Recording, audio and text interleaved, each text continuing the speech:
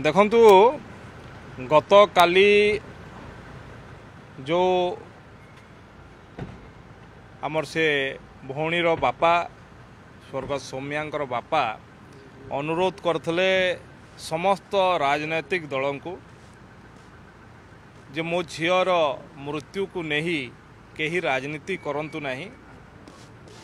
आमे सरकार उपरे संपूर्ण विश्वास अच्छी। सरकार अनेक पदक्षेप नहीं आहुरी मध्य दृढ़ कार्यानुष्ठान ग्रहण करिवे बोली निवेदन करथिले झीर बापा एवं तांकर माँ मध्य जो कथा कहिथिले जे केवल से अध्यापक एवं अध्यक्ष खाली नुहंती आहुरी अनेक मध्य सामाजिक गणमाध्यम माध्यम रे से झील को टर्चर करथिले बोली से अभियोग करथिले। तांकर कथा को आधार करी सरकार काली कहिछंती जे यार तदंत को आहुरी व्यापक करा जिवो एवं प्रत्यक्षर परोक्ष भाव में जो माने एथिरे जड़ित अछंती से समस्त को कठोर कार्यानुष्ठान नियाजिवो ता विरुद्ध रे दृष्टांतमूलक पदक्षेप नियाजिवो सरकार कहिछंती।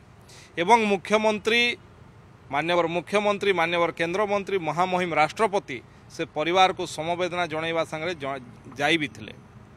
किंतु जो दल विधानसभा घेराव करुछि, जो दल लोकसभा भवन घेराव करुछि, जो लोक महिला कथा कहउछंती ये तो गोटे दुर्भाग्यजनक घटना है।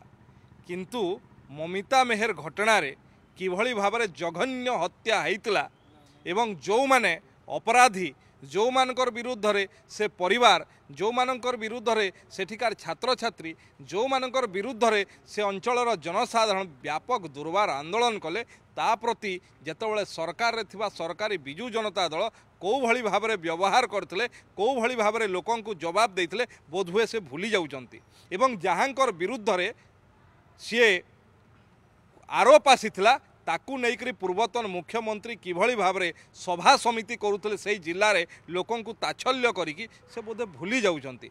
एवं गत काली जो भली भाव में क्षोभ प्रकाश करुले विरोधी दलर नेता से समय से तांकर कौन थिला वक्तव्य किछि मंतव्य देइथिले किछि वक्तव्य देइथिले ना विधानसभा रे ना विधानसभा बाहर ना जनसाधारण को स्वंतन पदटीए मध्य देबा पई उचित मणि नथिले सी आज ये कथा कहिबे।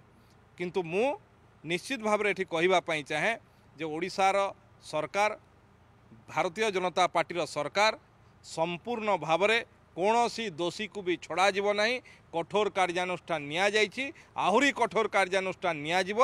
आगामी दिन में कौनसी शिक्षानुष्ठान रे कम से कम एभलिया घटना न घटू तापाई कौन कौन पदक्षेप नवा कथा से विषय में मध्य सरकार तर्जमा करुछंती। निश्चित भाव में से बढ़िया पदक्षेप निया जीव। जो माने निजर राजनैतिक इंधन जोगाड़ करिवा पई एभलिया गोटे स्पर्शकातरता विषय को एभलिया गोटे संवेदनशील प्रसंग को निजर राजनैतिक इंधन जोगाड़ करने चाहते तांकू ओडिशार ये युवपीढ़ी ओडिशार कौन सी माँ बापा क्षमा प्रदान करेंगे ना एथुरु विरत रहिबार आवश्यकता अच्छे। देखो से कौन हुए जेतेबेले माने निजे किए चोरी करुए ता नजर में बाकी समस्ते चोर भलिया लगती कारण तांकर शासन समय क्या केमती व्यवहार अपव्यवहार करते से प्रति समस्त गणमाध्यम एवं ओडिशार जनता सचेतन अच्छा तेणु तांकू से भलिया लगुच। किंतु एठी जो भलिया भाव में प्रदर्शन जो गोटे संवेदनशील प्रसंग रे कथा होची गोटे संवेदनशील आमर गोटे झील दुर्भाग्यजनक भाव में तार मृत्यु होती तापाई आमे कौन करवा कथा सेटा नक निजर राजनैतिक इंधन जोगाड़ करवा ये अत्यंत दुर्भाग्यजनक कथा दुखद कथा। एवं जदि से माने से भलिया कोनोसी करन थांते ताठु जघन्य हत्या करैचंती तांकर मंत्री नारे सीधा सीधा अभियोग तिला तापरे से माने कोन करथिले टिके निजर चित्र चरित्र को अनुध्यान करंतु तापरे बत मंतव्य एवं वक्तव्य देले भल लागिबो।